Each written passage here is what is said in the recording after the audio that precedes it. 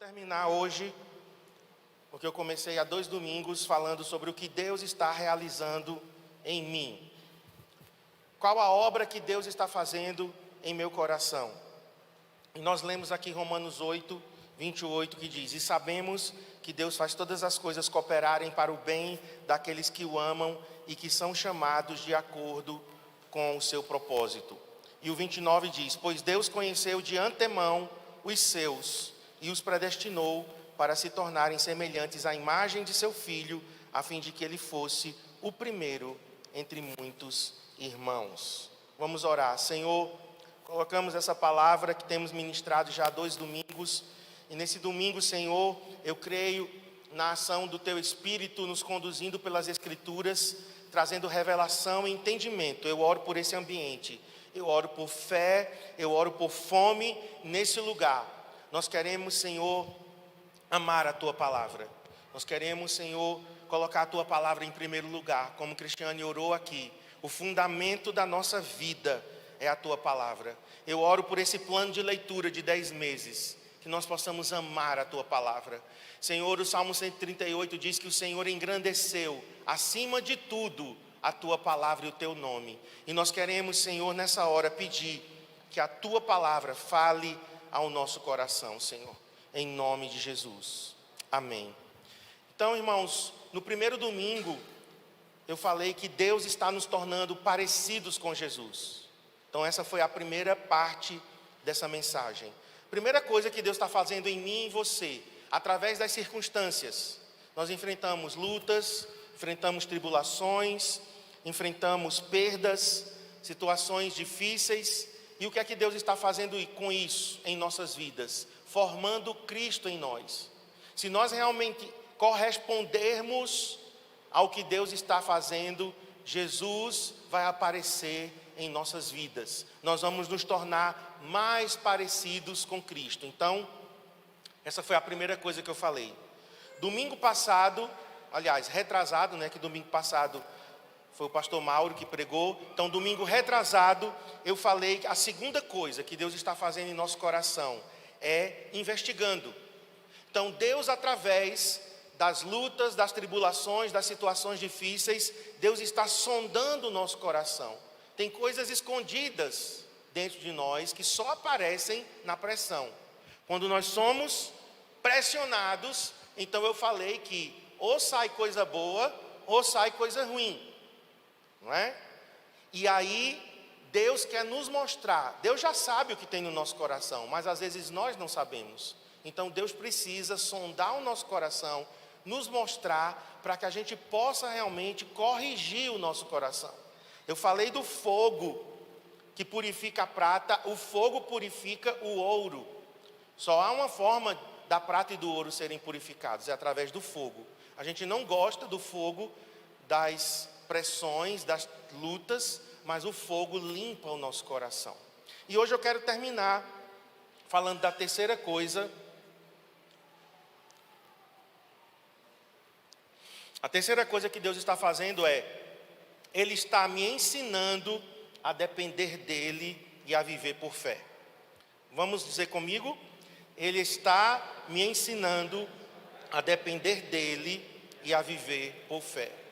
Então, quando Deus permite que a gente passe por lutas, por tribulações, por uma enfermidade, por uma perda, por uma falência, às vezes é uma traição, é uma decepção, Deus quer que nós vivamos uma vida de dependência dEle.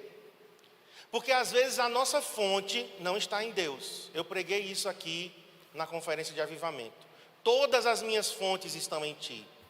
Mas nem sempre, irmãos. A verdade é que às vezes a nossa fonte está no dinheiro.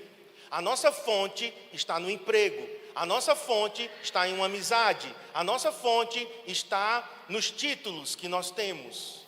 Nós tiramos a fonte de Deus, isso é muito fácil, e cavamos cisternas furadas. Eu li isso aqui, que está em Jeremias capítulo 4. Deixando o manancial de águas vivas, cavando cisternas furadas. Então Deus, como Ele nos ama, Deus é um pai que quer ver os seus filhos amadurecendo. Ele não quer que a gente seja eternas crianças. Nenhum pai quer isso para um filho. Eu estava falando ontem aqui no café, é muito lindo um bebê. Eu lembro de Adriel, quando era bebê, Abner, e tem uma fase do bebê de 6 meses, eu acho, em diante, até ele começar a andar, a falar. Aquela fase é muito gostosa. A gente aperta na bochechinha do bebê, e a gente fica ali, beijando. Mas um pai e uma mãe, mesmo que o bebê é muito lindinho, muito fofinho, você não quer que o seu filho continue bebê o resto da vida. Se uma criança não cresce, os pais vão levá-la ao médico e perguntar se alguma coisa errada está acontecendo. Então Deus é o nosso pai e Ele não quer que a gente seja eternas crianças. Deus não quer que a nossa fonte esteja nas pessoas.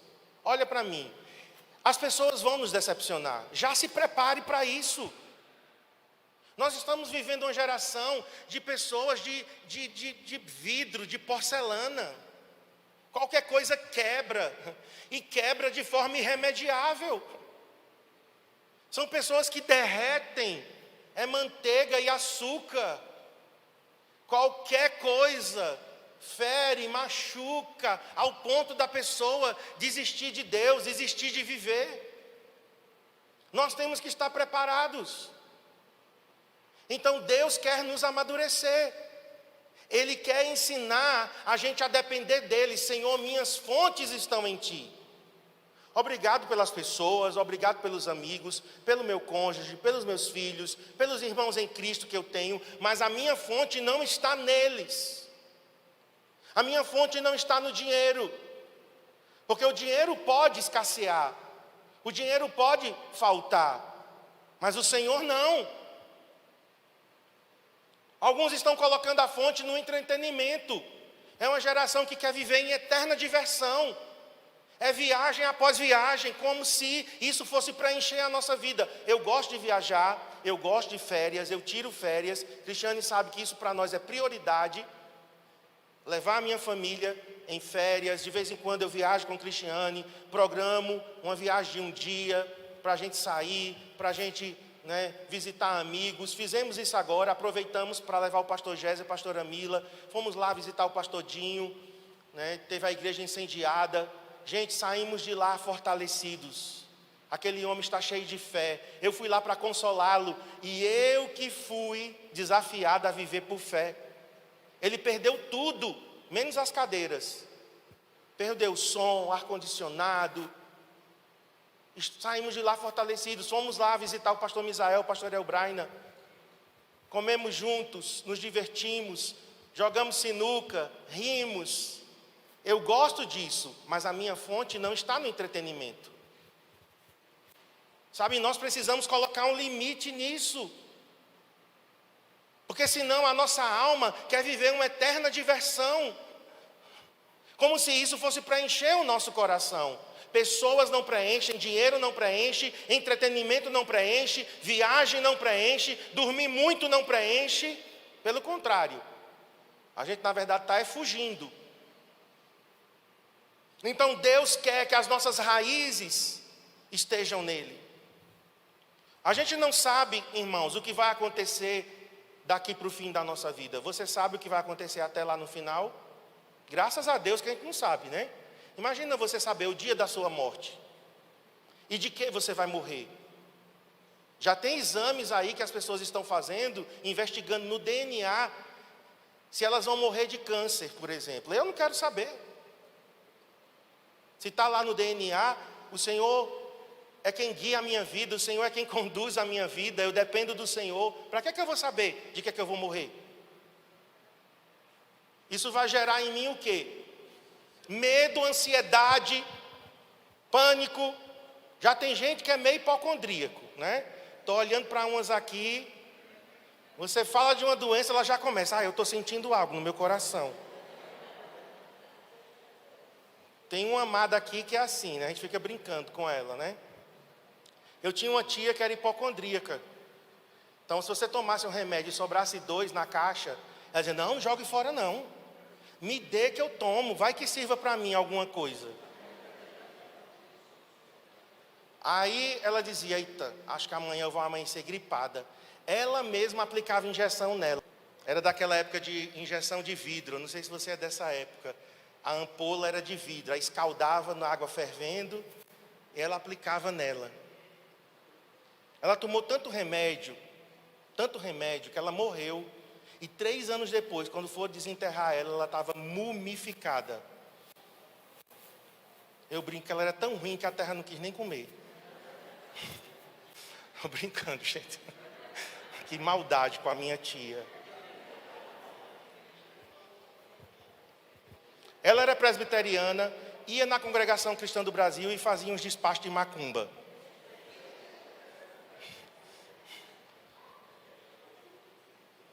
Mas ela tinha esse medo de doença, o medo de morrer. Nós temos que viver numa dependência de Deus. Amém? Eu não sei quanto tempo me resta nesta terra. Se eu vou viver muitos anos, poucos anos, não importa. O que importa é que eu dependo de Deus. Diga comigo, todas as minhas fontes estão em Ti.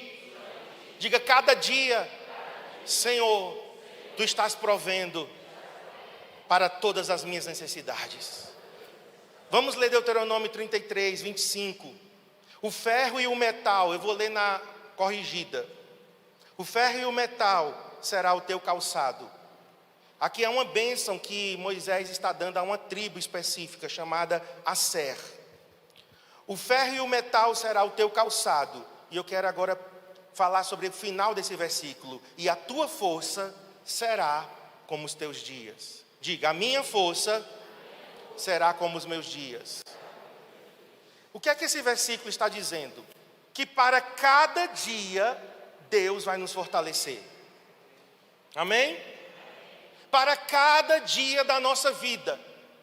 Quantos dias eu ainda tenho? Não sei. 10.000? Pois para cada um dos 10.000 eu terei força para viver. Estão entendendo, irmãos?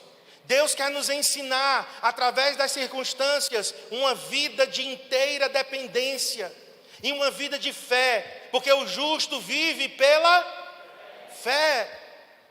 Todos os dias que enfrentaremos, haverá força. É como se o Senhor estivesse dizendo, estarei lá para dar a você exatamente o que o seu dia exige. O que é que o seu dia exige? O meu dia está exigindo que eu tenha paciência, pois o Senhor te dará a paciência necessária. O meu dia exige que eu tenha perseverança, o Senhor te dará a perseverança necessária. O meu dia exige que eu tenha força, o Senhor te dará a força. Cada uma das 24 horas, o Senhor nos diz, farei com que você tenha força e provisão. Quantos dias eu te der de vida, diz o Senhor, assim será a tua força.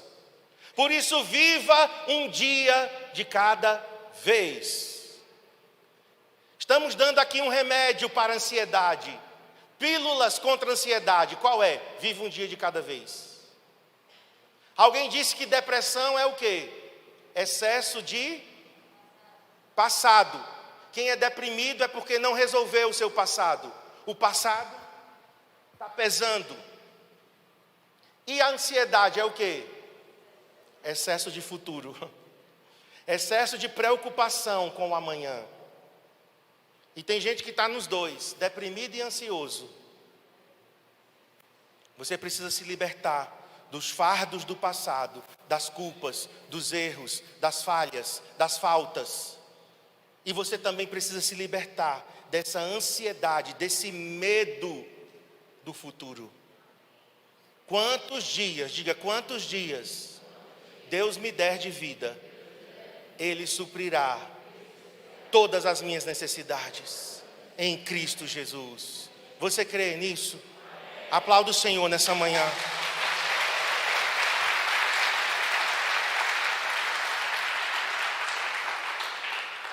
Eu estou aprendendo isso, irmãos. Eu achava que eu tinha muita fé, que eu era um homem de fé, mas minha fé está sendo provada. O Senhor está me esticando na fé, o Senhor está amadurecendo a minha fé. Eu estou nesse processo também, eu estou junto com você nessa jornada. Porque às vezes eu tenho muita preocupação com o futuro. Com o passado, eu entendi que o passado já foi para a cruz, o Senhor pegou tudo e já lançou no mar do esquecimento. Então eu já lidei com temas do meu passado, por exemplo, abusos que eu sofri, eu já lidei com isso. Eu perdoei as pessoas que me machucaram, que me abusaram. Meu pai eu perdoei a ausência dele. Então, coisas do passado eu fui resolvendo. Hoje, meu grande desafio é lidar com o futuro. Especialmente nesses últimos 2 anos. O Senhor tem me dito, dependa de mim. Eu sou o dono da igreja, eu sou o dono das ovelhas, eu sou o pastor dos pastores, eu cuido dos detalhes, você apenas está trabalhando comigo. Você não é o Messias, você não é Salvador, você não é o Espírito Santo, você não muda a vida de ninguém, você depende de mim e eu faço as coisas acontecerem. Eu oro e Deus faz. Amém? Provisão financeira, provisão emocional, provisão espiritual, principalmente, dependemos do Senhor. Eu quero ler com vocês sobre provisão. Êxodo, abra aí comigo, Êxodo 16.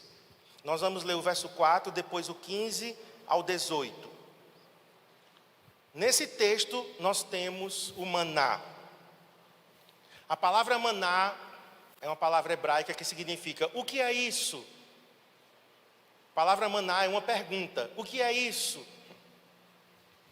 Então, nesse princípio de provisão diária, nesse princípio de dependência de Deus, Deus através do maná ensinou Israel, e o apóstolo Paulo diz que tudo que Israel viveu é para nós, é para exemplo. 1 Coríntios 10, o apóstolo Paulo diz, eles viveram tudo o que eles viveram como exemplo para nós agora na nova aliança. Então nós temos no Antigo Testamento várias situações que servem de exemplo para nós. Vamos lá, Êxodo 16, verso 4. Então o Senhor disse a Moisés, eis que farei chover do céu pão. Farei chover pão para vocês, e o povo sairá e recolherá diariamente. Diga, diariamente. Não é semanalmente, não é mensalmente, não é anualmente. Diariamente. Grave isso. A porção para cada dia. Cada dia, vamos lá? Cada dia. Isso é fundamental. A gente entender que a provisão é para cada dia. Eu os porei à prova, para ver se andam na minha lei ou não. Veja, Deus está dizendo, e com isso, pelo fato de eu prover, cada dia, e eles terem que sair das suas casas, para fora da tenda, recolher o maná, eles estarão sendo testados. Vamos para o 15. 16, 15. Quando os filhos de Israel viram aquilo, perguntaram uns aos outros, que é isso? Aí daí é onde vem a palavra maná, é dessa pergunta aí. Que é isso? Pois não sabiam o que era. Era a primeira vez que eles estavam vendo flocos caindo do céu, sem ser flocos de neve. Moisés respondeu, isso é o pão que o Senhor dá a vocês para comerem. 16. Isto é o que o Senhor ordenou. Veja as ordens de Deus. Cada um recolha o que se consegue comer. Ou seja, não é para estocar. É para aquilo que você consegue comer. 2 litros por cabeça, segundo o número de pessoas. Cada um pegará para todos os que vivem na sua tenda. 17. Assim o fizeram os filhos de Israel e recolheram uns mais, outros menos, conforme a medida fixada. E não sobrava, isso é bem interessante, Não sobrava para quem havia recolhido muito, e nem faltava para quem havia recolhido pouco, pois cada um recolhia o quanto conseguia comer. Alguns desobedientes inventaram de recolher para 2 dias, talvez por preguiça. Vou sair hoje, vou sair amanhã, eu já recolho para 2 dias, e já fica estocado. Apodreceu, criou bicho. E no dia de sábado, não caía. Aí eles tinham que recolher para 2 dias. Era do jeito que Deus queria, gente. Olha para mim. Nós estamos numa época que as pessoas querem fazer o que querem. Elas querem determinar como é que Deus age, como Deus não age. Nós estamos vivendo numa época que as pessoas querem mandar em Deus.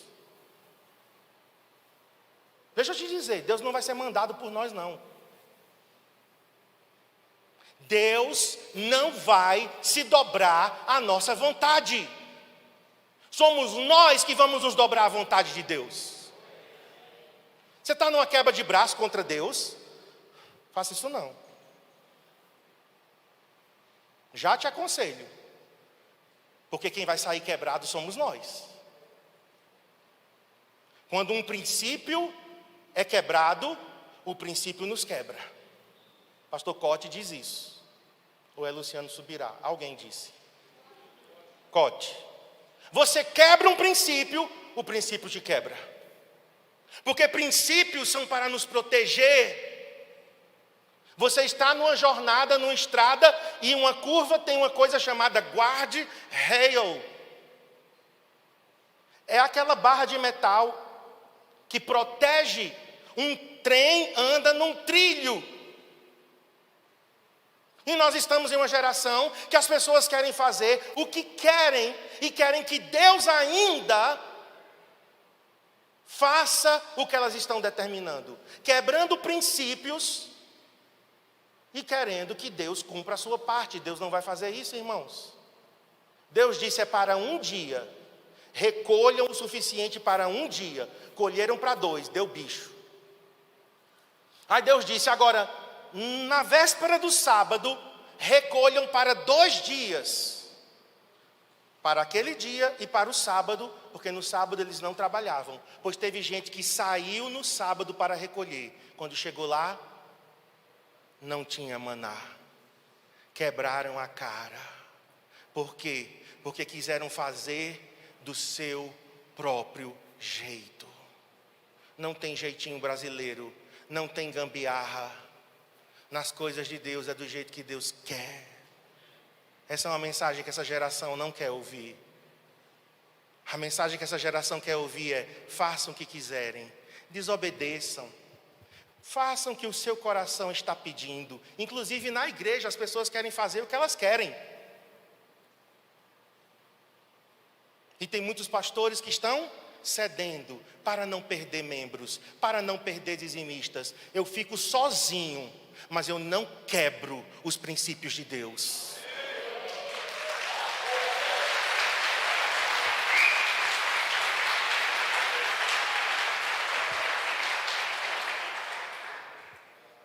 Meus irmãos, essa é uma decisão muito difícil. Por quê? Porque pastores querem ser paparicados, elogiados, eles querem estar cercados de gente, eles querem ter dízimos poupudos, eles querem ter ricos, eles querem ter famosos, quebrando princípios de Deus, diminuindo os padrões de Deus para agradar as pessoas. Que tragédia! Pensa na tua vida. Será que o que você não está colhendo é porque você está quebrando princípios, meu irmão? Não faça isso. Dobre-se aos princípios de Deus. É melhor obedecer do que sacrificar. O caminho da obediência pode ser custoso no início, mas depois é gostoso. Por quê? Porque nós vamos desfrutar da bênção de Deus. E a bênção de Deus não traz consigo desgosto. A bênção de Deus, diz lá em Provérbios, enriquece, faz prosperar, mas não traz desgosto. Ou seja, e João disse: os mandamentos do Senhor não são penosos. Por que alguém diz, é difícil obedecer? É porque ou você não nasceu de novo, para quem não nasceu de novo é dificílimo, aliás, é impossível.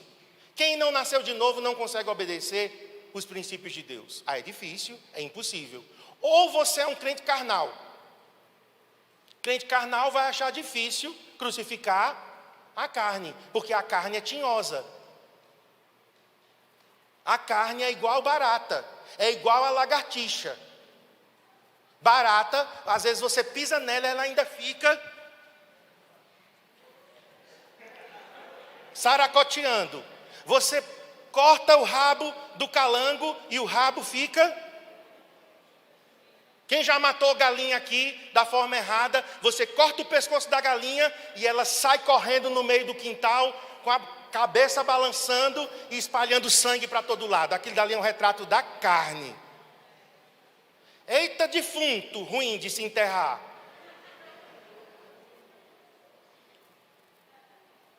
E ninguém enterra defunto com uma pazinha de areia, não. Você sepulta. É muita areia para enterrar um defunto. O velho homem insiste em ressuscitar. O velho homem insiste em continuar vivo. E todos os dias nós crucificamos o velho homem. Amém? Então, voltando aqui, eles tinham que obedecer, porque a provisão era diária. Vamos encerrar com a oração do Pai Nosso. Abra comigo em Mateus 6,11. Jesus com certeza estava pensando no maná. Jesus, como um bom judeu, não se esqueça que Jesus era e é judeu. Quem odeia Israel está ferrado. Tenho pena de quem odeia Israel. Jesus nasceu como judeu e hoje tem um judeu com corpo glorificado, 100% Deus, 100% homem, assentado à direita do Pai, e esse mesmo judeu virá para governar o mundo. Quer aceitem ou não, é um judeu que vai governar o mundo. Então todo pensamento anti-sionista, anti-Israel, não vai resistir. Orai pela paz de Jerusalém. Sejam abençoados os que te abençoam, Israel. Aquele louco da Venezuela amaldiçoou Israel. Sabe o que aconteceu com ele? Ele morreu do que ele mesmo disse. Ele disse, eu amaldiçoo Israel com todas as minhas entranhas. Porque ele odiava Israel. Associou-se com o Irã, com aquele outro maluco lá, Ahmadinejad. E Hugo Chávez disse, eu amaldiçoo Israel com todas as minhas entranhas. E ele teve câncer de estômago e intestino. Morreu. Porque quem toca em Israel, toca na menina dos olhos de Deus. Nós temos que orar por Israel todos os dias. Todos os dias, abençoar. Abençoamos Jerusalém com paz. Então, Jesus, como um bom judeu, na oração do Pai Nosso, lembra do maná lá de Êxodo. E ele diz assim, o pão nosso, Pai, o pão nosso de cada dia, dá-nos hoje.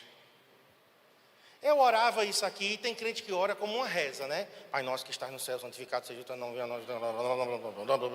amém. Pai nosso não é para rezar não, gente. Se é que a gente vai orar o Pai Nosso, então vamos pensar no que a gente está orando. Porque reza.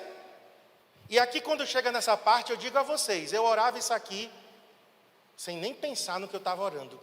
O pão nosso de cada dia dá-nos hoje. O que isso significa? Em outras palavras, significa o quê?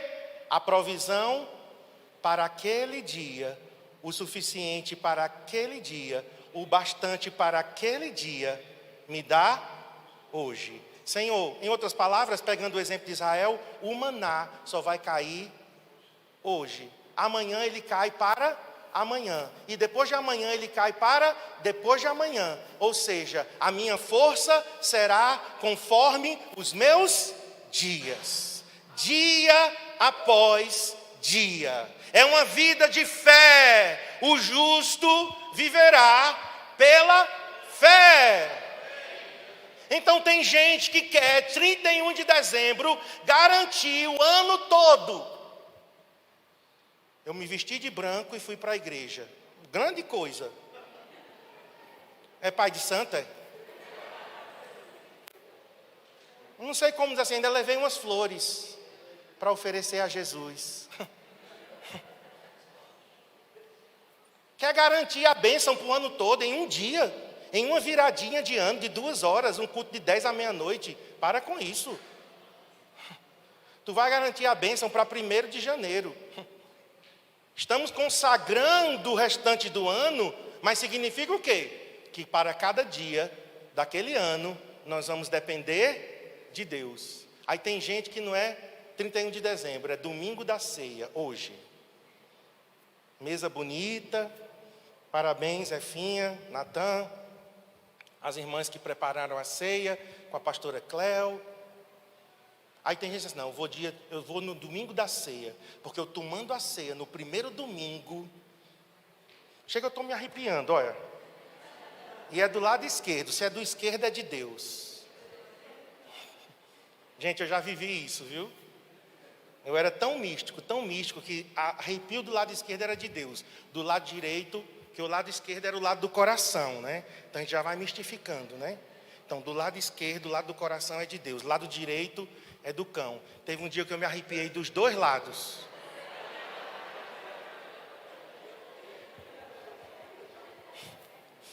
E agora? Vocês não sabem o que eu já vivi não, viu?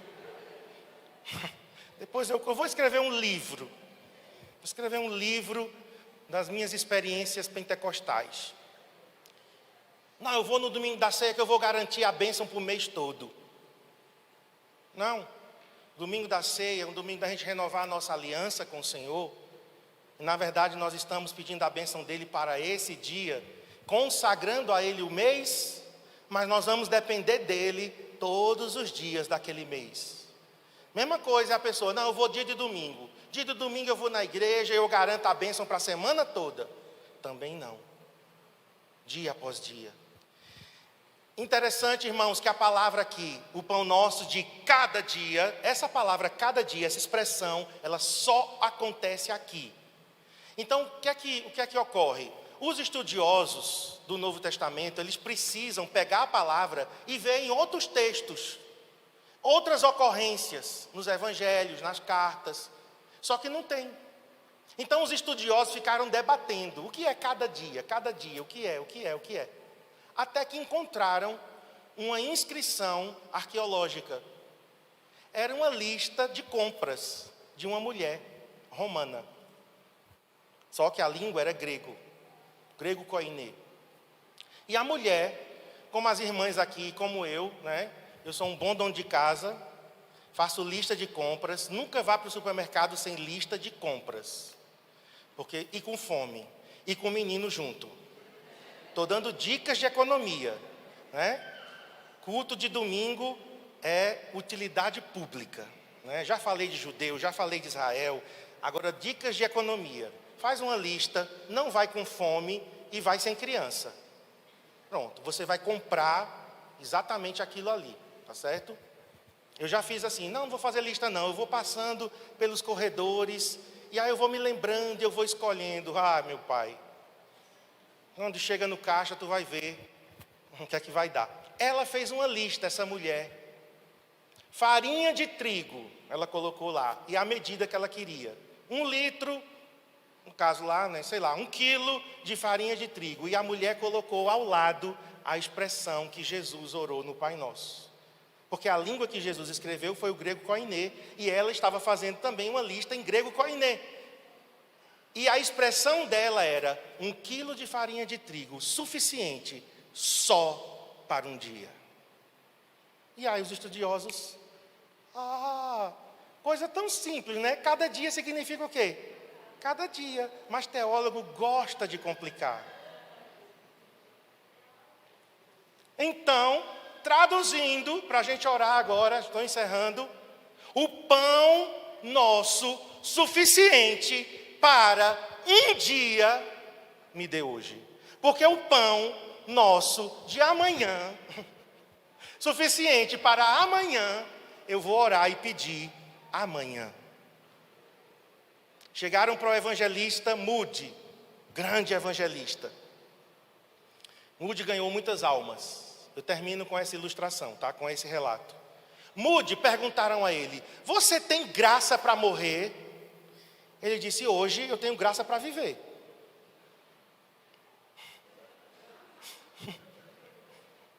Mas no dia que for o dia da minha morte, então eu terei graça para morrer.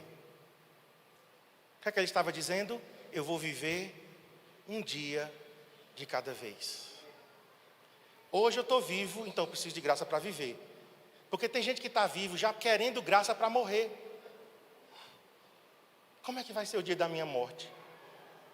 Uma vez eu fiquei assim: e se me botarem num muro com um rifle na minha cabeça? Já pensei isso, né? Porque todo cristão tem que pensar na possibilidade de que vão ser martirizados. Ou você acha que não? Aguarda para ver.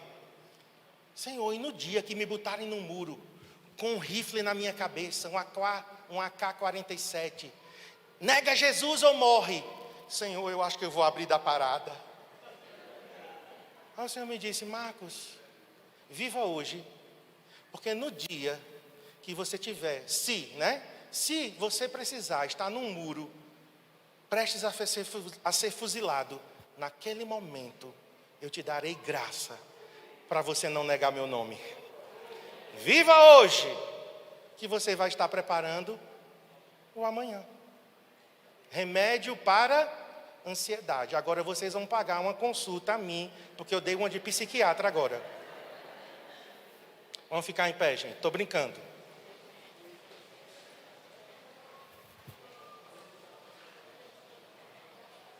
Vamos nos preparar para a ceia do Senhor.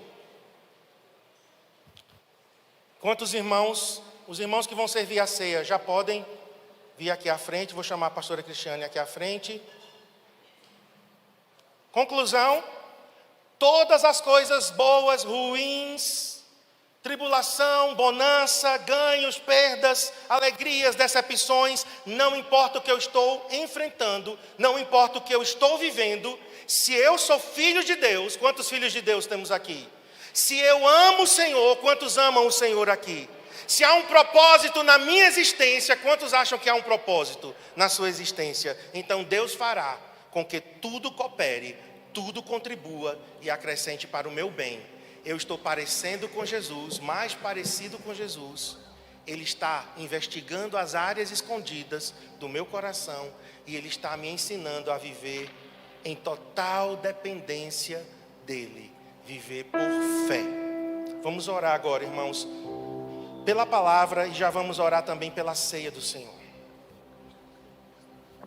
Senhor, oramos por essa palavra. O Senhor está operando em nosso coração, realizando coisas em nosso coração. Tu és um cirurgião excelente. És o médico dos médicos, não apenas para curar fisicamente, mas para curar nossa alma e para curar a nossa vida espiritual também. Obrigado por essa palavra que o Senhor nos deu nesses 3 domingos, porque através de todas as situações, boas ou ruins, o Senhor está trabalhando em nosso caráter para que a gente se pareça mais com o Teu Filho, até que Cristo seja formado em nós. Também, Senhor, o Senhor está provando o nosso coração, sondando o nosso coração, porque eu sei que o nosso coração é enganoso. O nosso coração, Senhor, tem áreas escondidas, pontos cegos, que a gente não consegue enxergar, e é necessário que o Senhor mostre. Sonda-me, ó Deus, nós dizemos isso. Sonda-me e prova-me. Conhece o meu coração. Vê se há em mim algum caminho mau. Guia-me pelo teu caminho. Senhor, também o Senhor está nos ensinando a depender de Ti. Uma vida de dependência, uma vida de fé, porque o justo vive pela fé. Todas as nossas fontes estão em Ti. Como o maná caía para Israel dia após dia, Como Jesus nos ensinou, o pão nosso de cada dia, o pão que é suficiente para hoje. E o Senhor também disse: não andem ansiosos por coisa alguma.